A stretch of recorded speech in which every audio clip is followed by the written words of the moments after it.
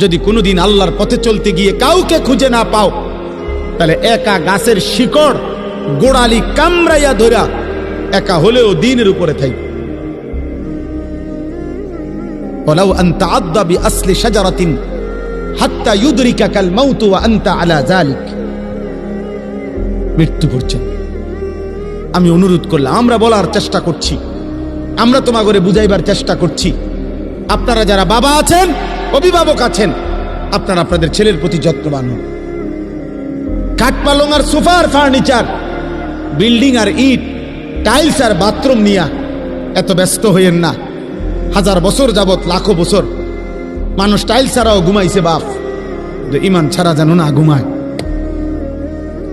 মাটির আল্লাহ আমাকে ভালো বানায় দেন, আল্লাহ আমার জীবনটা সুন্দর করে দেন, আল্লাহ আমার আখলাক সুন্দর করে দেন, সময়গুলো জীবনটা কাজে লাগাবার তৌফিক দান। মৃত্যু আসবে তো এক মুহূর্তেই তোমার জীবনের সব স্পন্দন থামায় দিবে। আর হাত নড়বে না, আর পাও নড়বে না, আর চোখ মিলবে না, আর কান শুনবে না, আর জবান উচ্চারণ করবে না, আর কোনোদিন 1000 আইটেম তরকারির মাছের গোশতের স্বাদ এই জিহ্বাতে আর অনুভূত হবে না। এই পৃথিবীর সব আলো বাতাস থাকবে, রোদ উঠবে, বৃষ্টি আসবে, আলো হবে, অন্ধকার হবে, রাত হবে, দিন হবে, তুমি আর থাকবে না। প্রতি শুক্রবার বিশ্বনবীর উপরে বেশি বেশি যেন আমরা দুরূদ পড়ি। আমরা যখন বিশ্বনবীর সালাম দেই, দুরূদ পড়ি, একদল স্পেশাল ফেরেশতা আছে যারা বিশ্বনবীর দুরূদটা নিয়ে সরাসরি বিশ্বনবীর রওজায় যায়, যে বলে অমুকের বেটা অমুক আপনারে সালাম দিয়েছে। বিশ্বনবী নিজ কবরের থেকে নিজেই সালামের উত্তর দেয়। বিশ্বনবীর ভালোবাসা যেন আমাদের হৃদয়ে থাকে, বিশ্বনবীর সুন্নাহ দিয়ে যেন আমাদের জীবনটাকে সাজাই করা যাবে ইনশাআল্লাহ। বিশ্বনবীর ভালোবাসা ছাড়া কেউ জান্নাতে ঢুকতে পারবে? চোখ বন্ধ করতে এখন ভয় হয়, ঘুম যেতেই ভয় হয়। এই ঘুম যদি আর না ভাঙে, চোখ যদি আর না মেলে,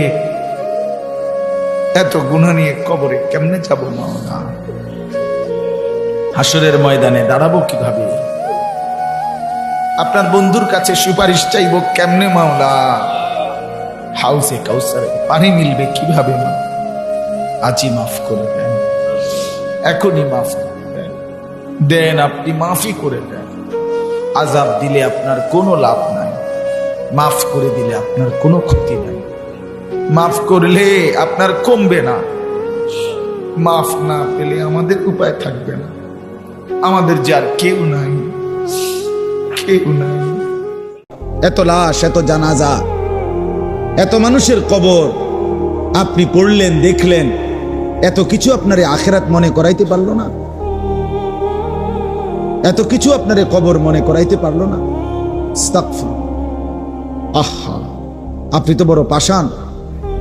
আল্লাহ আমি হেদায়েত চাই, আল্লাহ আমি তাকওয়া চাই, আল্লাহ আমি ধৈর্য চাই, আল্লাহ আমি চরিত্রের পবিত্রতা চাই, আল্লাহ আমি দুনিয়ার প্রতি অমুখাপেক্ষিতা চাই। কবুল করুন আল্লাহ।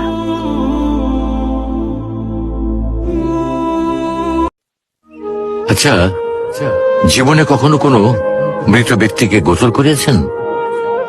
যদি কখনো সুযোগ হয় তাহলে সেই মৃত ব্যক্তিকে গোসল করাবেন। তখন খুব কাছ থেকে দেখবেন মৃত মানুষের দেহটা কতটা অসহায় লাগে, মৃত্যুর পরে মানুষের দেহ কতটা ভয়ের কারণ হয়ে দাঁড়ায়। সুযোগ পেলে রাতে লাশটা পাহারা দেবেন, তখন বুঝতে পারবেন প্রিয় মানুষটার লাশ রাতের বেলায় আপনার কাছে কতটা অদ্ভুত লাগে, কতটা ভয়ের কারণ হয়ে ওঠে, কতটা আতঙ্কের কারণ হয়ে যায়। সুযোগ পেলে মৃত ব্যক্তির শরীরে একটু হাত লাগিয়ে কিছুক্ষণ তার স্পর্শ নেবেন। আপনি তখন উপলব্ধির সুযোগ পাবেন এই পৃথিবীতে বিশাল প্রভাব প্রতিপত্তি মৃত্যুর পরে কতটা নির্যাতনের রূপ নেয়। সুযোগ পেলে আপনজনদের লাশ কবরে নামাবেন খুব আগ্রহ নিয়ে। শেষবারের মতো মৃত শেষ ঠিকানা যদি 3.5 হাত মাটি হয়, তাহলে কিসের তো ক্ষমতার দাপট? ভোর 5টায় মৃত্যু, সকাল 6টায় জানিয়ে দেওয়া হবে মাইকে, 8টায় শেষ গোসল করানো হবে, 9টায় তোমাকে নতুন কাপড়ে সাজানো হবে, জোহরের নামাজের পরে তোমার আলিশান বাড়ি থেকে বের করে নিয়ে যাওয়া হবে। যেই মহিলা বেপর্দা, যেই মেয়ে বেপর্দা, আল্লাহর কসম সে নিজেকে একদম সস্তা কম দামি পণ্য হিসাবেই বাজারে তুলে দিছে।